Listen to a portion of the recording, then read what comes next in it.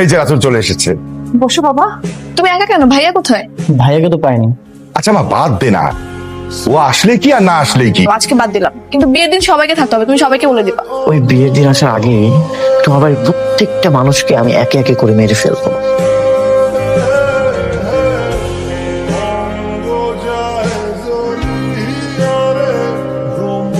ওই যে বলতে না বলতে রাতুল কল দিয়েছে। কোথায় তুমি?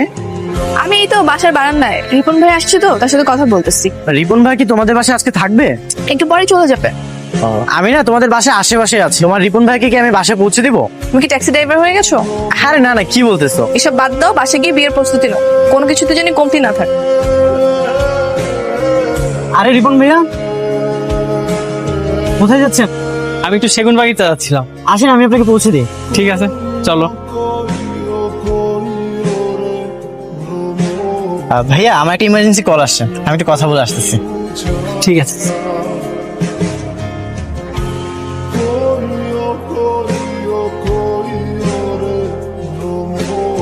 আজকে সকালটা অনেক সুন্দর, তাই না? সরি ভাইয়া, কিছু মনে করবেন না।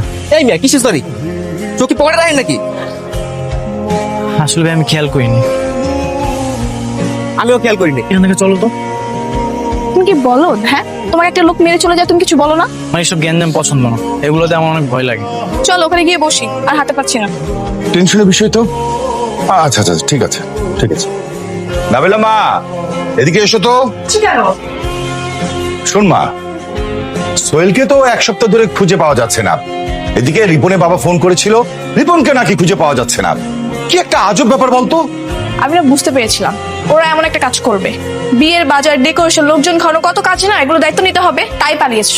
তাই বলে দুইজনই একসাথে এমনটা করবে নাকি অন্য কোনো ঝামেলা?